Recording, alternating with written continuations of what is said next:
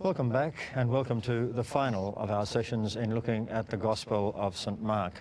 I'm Mike Bailey, but the people really to answer the questions that you've so kindly sent to us, and thank you for doing that, are on my left, Sister Michelle Connolly, who is going to answer some of the questions, and on the other side, of course, we have Father Francis, who is also going to be able to answer those questions. We thank both of them for joining us and for making the contributions they have so far, and of course you for the questions. And the first of those questions, I think we might make this one go to Father Francis. Why did Jesus send the people, or send them back to Galilee? And in fact, what is the significance of Galilee? This is a very good question, and it's something I should have mentioned. Within the story itself, remember I've said, and Michelle has said all the way through, this is a very unified story. Within the story itself, the gospel begins in Galilee, and it begins beautifully. If you look at the first chapter, you'll see Jesus bursts onto the scene, and he does one good thing after another, including the calling of the first disciples who follow him without hesitation, cures Simon's mother-in-law, cures a leper. There's all this wonderful presence of Jesus in Galilee. And that's where the mission begins, and that's where the dream of what this story's about begins. You remember when I was talking about John 16, I said, it's about the reconstitution of discipleship. It's about this young man in the empty tomb who ran away in chapter 14. The use of Galilee is sending them back to where they first encountered the greatness of Jesus and followed him and experienced his presence as the Holy One of God.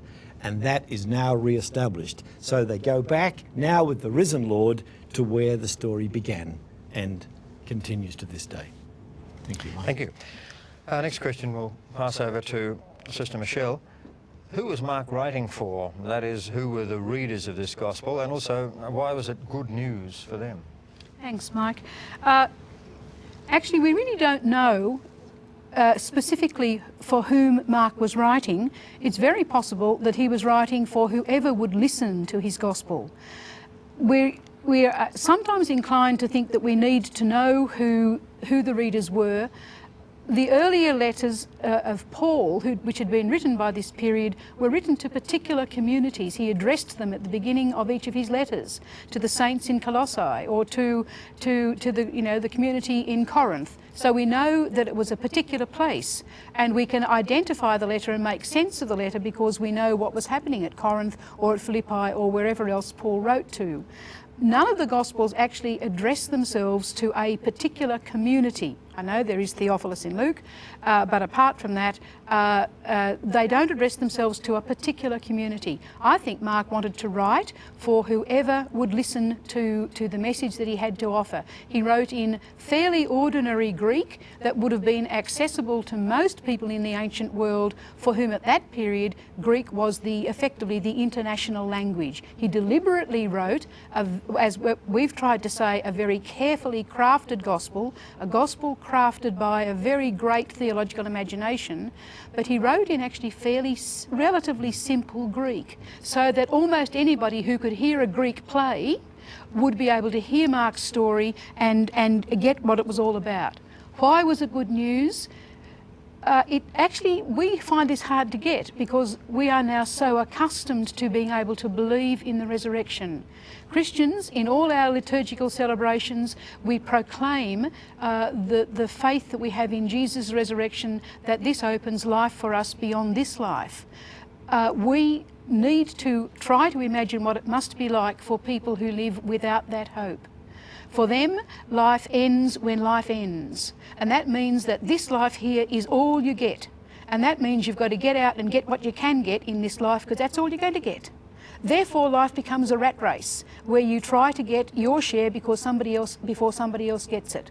What the good news of Jesus enables for us is a capacity to live in this life in a way that enables us within the Christian community to be selfless, to be caring, to be kind, to put ourselves aside because we trust in the life that Jesus makes possible among us. That makes a radical difference to the way we live now and to the hope we have beyond that life. That's why it was good news. Thank you, Sister Michelle. A question now back to Father Francis Maloney. And why do you think that Mark portrays the disciples in such a negative way? I suppose to some extent we were looking at negativity there just a moment ago, maybe the people of the times, but as people, according to our question, who simply don't seem to get it. I'd like to link this a little bit into what Michelle has just said. You remember I said in answer to an earlier question that the gospel is composed of authentic memories from the life experience of Jesus and of the disciples, and a reimagining of those to construct this story as we have it. Both of these elements are present in this question. The disciples hadn't read the prologue. They didn't know who Jesus was. They were following somebody who they really thought was going to be their expected Davidic Messiah. But then at a certain stage, well advanced in his ministry, I think, historically, he began to speak about death. He began to speak about a messianic passage through death and resurrection into life. And that, I think, was the beginning of the introduction of fear into disciples historically. Mark then makes it a major theme, and he makes the disciples in his gospel much worse than they really were. They weren't always quite so thick, but he always presents them as failing. And in the end, the women disciples, who are just as much disciples as the men are, they also fail. They're our only hope to the last line, and then they fail. Why does Mark do this? Because he's writing to a Christian community, or anyone who wants to hear it, like us. And you know what? They're all failing. Failure is at the heart of Christian life. Ability to live a balanced Christian life despite failure is one of the fundamental things in our Catholic Christian tradition, because we believe in a God who loves us, forgives us, and saves us despite our failure. And that is why you get a narrative portrait of disciples who never get it right, but who in the end are vindicated. They are promised sight of the risen Lord, and they will return to their Galilee. And so it is with us. We are no worse or no better than the disciples in the Gospel of Mark. I also think that when this Gospel was written, probably in a time of persecution, there was some pretty dramatic failure. You know, when, as Michelle also said, when Jesus says in Mark 8, "Take up your cross and follow me," that was a physical reality. People were being crucified for being Christians. For now, it's something, an adornment that someone wears around their neck. But the cross was a physical reality, and you know what? Many were afraid. Many were afraid that tomorrow somebody might knock on their door, and that night they may be covered with some material that would burn, and they were used as lanterns on the streets, on a cross. That happened to them. We have that from Roman authors. So they were afraid. So the readers of the Gospel of Mark were afraid, were failing, like us. And for that reason, Jesus tells they failed, but they came through it because of God, in and through Jesus. So it's a theological development of certain failure in the disciples, but it's developed in this way to speak to all of us who have ears to hear and recognise that our failures are not the end of the story. Thanks, Father. We'll move back to Sister Michelle now and ask this question. Why would Jesus have feared the evil spirits revealing who he was in his early ministry? Thanks, Mike.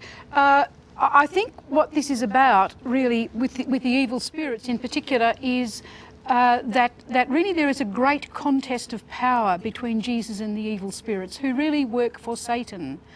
if we understand the world in which Jesus lived and the world out of which the gospel comes, this is a world where people are very, very aware of evil spirits. They interpret a great deal of the ill that happens in the world according to what they call evil spirits, and they were very, very oppressive for people. People lived in terrible fear of them. Really, when Jesus encounters evil spirits, what he's really doing is having a major power struggle between the creative power of God for good that acts in Jesus and the power for destruction and evil that operates in the unclean spirits. So Jesus is basically shutting them down and refusing to let them have any space at all to operate. We tend to read the Gospel of Mark in a way, we tend to see what's on the surface, but in the ancient world, people would have seen the unseeable spirit world in operation, and they would have been very, very much more alert, perhaps, than we are, that when Jesus is going about proclaiming the reign of God and healing people as he comes across them, what he's really doing is limiting and containing the power of the evil one. As he says, I have gone into his house, I have tied him up so that you can relax. An evil one is now contained and I'm plundering his house. That really is what the whole thing about them talking about Jesus, that he is trying to contain them utterly, and certainly, of course, he does not want them in any way spreading some kind of word about him that would mean that Jesus would, amongst other things, be politically shut down before he even begins to be able to explain to people about God as Jesus knows God to be. Thank you. Back to Father Francis now, and I'd like to ask this question. When Jesus tells the disciples that they will not have privileged positions, is this the first reference to a call to servant leadership? Thank you, Mike. This is another very good question, as are all the questions that we're receiving. This is not the first time that the servant leadership issue was raised. In fact, servant leadership is at the heart of Jesus' formation of his disciples. You remember that in Michelle's second lecture, she did that section between the two blind stories where you have the three passion predictions. So we have the two blind stories and the three passion predictions. Now, across those three passion predictions, Jesus tells of his passion and his resurrection. The disciples fail. He never abandons his failing disciples. He always takes them to one side and begins to instruct them. He instructs them basically on two things. After the first one, he tells them that they are to take up their cross and follow him. After the second one, he says this, and he sat down. This is after he's talked about his forthcoming death and resurrection. They have not understood it and don't want to understand. He doesn't abandon them. He sat down and he called the 12 and he said to them, if anyone would be first, he must be last of all and servant of all. And he takes a child and he puts him into the middle, takes him in his arms, and he says, whoever receives one such child in my name receives me. And whoever receives me receives not me, but the one who sent me. 4 times receives. So already in chapter 9, we get this theme of servant receptivity, not telling everybody what it's all about. Servant receptivity. You know what a child is like? Eyes wide open, learning all the time. This is the way Jesus sees servant leadership, servant discipleship. Then when you come to the third passion prediction and their failure, as we've talked about a few times, the 2 sons of Zebedee failing. What is interesting, we haven't mentioned this so far, the other 10, when they hear that the 2 sons of Zebedee are asking to be on the right and the left, they get a bit annoyed. You know, who are these 2 pushy guys getting ahead of us? They're going to have the top positions when we get to the kingdom in Jerusalem. And I'm not making this up. In 1041 it says, and when the 10 heard it, they began to be indignant at James and John. And Jesus is aware of this. And that's when he says those words that Michelle accentuated so strongly. You know that among the Gentiles their masters lord it over them. It shall not be so among you. In Italian, it'd say in one word, magari. It would be wonderful if that was not the case. It should not be so among us. And then he calls them to servanthood again. But the two sons of Zebedee, he's promised the cross. To the other 10, he calls them to servanthood. So you remember what's going across here? After the first passion prediction, he calls them to take up their cross. After the second passion prediction, he calls them to receptive servanthood. After the third passion prediction, he calls them to both. He calls the two sons of Zebedee to the cross, and he calls the other 10 to servanthood. But what is really magnificent, in what I regard one of the most important passages in all the Gospels, is Jesus finishing this section on the formation of his disciples to cross and servanthood. What does he do? He doesn't instruct them anymore. He points to himself. Mark 10:45. For the Son of Man also came, not to be served, but to serve, and to give his life as a ransom for many. Now, if you can see this dramatic build-up across this section of the Gospel, passion prediction, failure, cross. Passion prediction, failure, serve. Passion prediction, failure, cross and service. Why? For the Son of Man also came, not to be served, but to serve and to give his life as a ransom for many. So the servanthood theme dominates Jesus' formation. I like to use the word formation because it's such a common word in our language. Formation of his disciples for leadership. Thank you. Back to Sister Michelle now. And this question is about the theological interpretation of Mark that, and we quote, Jesus freed others up to allow them to believe in something more liberating. It's compelling, but what are the implications of this for us today within our church? Thanks, Mike. In many ways, my answer is going to be very similar to what Frank said, only coming just from a different angle, really. What I would say in a short word is that the implications of Jesus setting us free in Mark's Gospel is that it offers us hope. It is possible in our church today, and probably in almost every moment of the church's history at times, to feel that the project is hardly worth going on with. We can feel overwhelmed by our failings and our inadequacies. But Jesus shows, amidst the failure that was all around him, that he keeps his vision on the life-giving act of God who operates in our world. And this really makes hope for people. It's not libertine to do what you like as you like. I think a way to see it is, if we go back to that death and resurrection scene, if you see that death scene of Jesus as the third of those three scenes, the baptism, the transfiguration and the death. At the death of Jesus, where we have been really taught by the sequence of those three scenes to expect that the voice from heaven will say to Jesus here, you are my beloved Son and I'll undo the cross for you, that actually does not happen.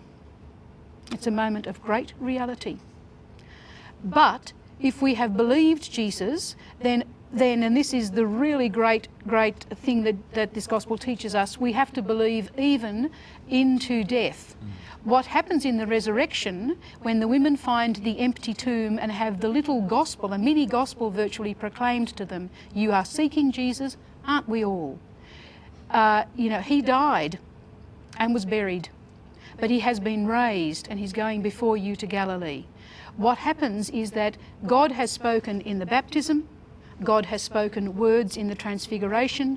When we come to the death resurrection, even if we have to live our hope even into death or into situations that feel riddled with death, what we learn from this gospel is to trust into that and beyond that God acts. And God acts in such a way that God brings life out of a situation of death in a way that only a creator God can. That is really what Jesus is setting us free does, and that really is what underwrites the fact that what Jesus raises for us is the hope that evil will not have the last word. What has the last word is the creative, loving act of God that brings life into the world. On that basis, wherever we are in the church, in whatever time, we can continue to hope. Thank you, Sister. Back now to Father Francis, and this question to some extent follows on from the one that you've answered last time, because you mentioned that term, Son of Man. The question is, first up, could you explain more clearly the meaning of that title, and what was special about the death of Jesus that led the centurion to say, surely this man was the Son of God? He would have been a witness to many other crucifixions. Thank you, Mike. I'm not too sure how much time we've got to answer the Son of Man question. I spent a lot of my early life studying this enigma. Briefly, I thought Michelle herself covered it fairly well, not quite as beautifully as she's just answered that question right now. I hope you all appreciate what Michelle's shared with you just now in that response. The Son of Man was a term that came from Jesus' Jewish background. It was used in the book of Daniel in a context where Israel was being slaughtered by the armies and rulers from the great Hellenistic empires who were basically wiping out Israel and forcing them to accept Greek religion. There were two answers to that problem. One was military. The Maccabees staged a revolt. And the other one was theological. And that was to say, we are going to remain loyal to our God through all this. We're going to remain holy ones of God, as Daniel 7 says. And no matter if it costs us our very lives, we are going to do it in the conviction that God will have the last word. And that's what happens with the Son of Man in Daniel 7. He takes on the destiny of the suffering people of Israel in the conviction that in the end all power and authority will be given to him. Okay, that's the background. Jesus of Nazareth, the historical Jesus of Nazareth, not even the Markan Jesus of Nazareth, would have had to have been dumb not to know that he was heading for a sticky end. The powers of Rome and Jewish leadership were moving in on him. He was an uncomfortable presence, and Romans tend to swat uncomfortable presences off the face of the earth without even a blink.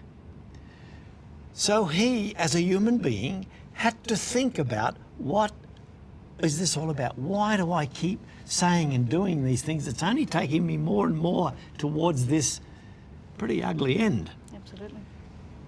So what he did is he makes his own this Son of Man title. In Daniel 7, it's one like a Son of Man. Jesus applies it to himself and he's the Son of Man. And he only says it when he should say, I. He should say, I am going up to Jerusalem, but he doesn't. He says, the Son of Man is, because it recalls the Daniel 7 thing. I'm going there because I believe through unconditional commitment to God's agenda, cost me what it may, even death, God will have the last word. Jesus had to answer this to himself. How do I make sense out of this life? My continual yes to God is going to lead me into trouble. I'm going to take on the destiny of the one like a Son of Man and become the Son of Man. And in self-gift and love of God and love of others, I will come to my ultimate vindication by God. And that's what Son of Man meant. And as far as the Son of God title at the cross, you're quite right. This tough Roman soldier would have seen many crucifixions. Now you must remember that this Son of God term, as Michelle's pointed out now several times, is a dramatic theological conclusion to the narrative. I'm not too sure if any Roman soldier ever actually said that, but I am pretty sure that the Romans, even historically, were pretty amazed at what went on. In the Gospel of Luke, the Roman soldier doesn't say this man was the Son of God. He says this man was innocent. Because for Luke's Gospel, one of his most important theological themes is the innocence of the humble Jesus, who cares, who forgives, who saves even on the cross. This day you will be with me in paradise, he says to the sin. So in that situation, the Roman centurion says, this man was truly innocent. So what we have here in the words of the Roman soldier is in fact a Markan theological articulation which reaches its high point. At the beginning, we were told in the prologue, which the people in the story haven't read, that he's the Son of God. In the middle, the voice from heaven says to the disciples, as Michelle pointed out, this is the Son of God, listen to him, because they're dangerously drifting away. And in the end, a Gentile says, truly, this man was the Son of God. This is a literary and theological, beautiful piece of architecture in telling the story. Thanks, Mike. Thank you indeed to Father Francis Maloney and also to Sister Michelle Connolly. Thank you both, not just for answering those questions that you've taken in this latter part of our presentation, but also the questions you've answered along the way, and of course the fine speeches that you've given in terms of opening up for us a greater understanding of the Gospel of Mark. This is the end of this presentation, but for those who've been watching live, today of course was the 16th of May. I'd like to remind you that the next of these e-conferences from the Broken Bay Institute, backed also by the Australian Catholic Bishops' Conference, will be airing on the 16th of October. So you may like to make a note of that date. In the meantime, I'm Mike Bailey, and I thank you with our guest speakers for joining us on this occasion. And as is traditional, we'd like to wrap up our presentation with a prayer, and that will come today from Sister Michelle. Thanks, Mike.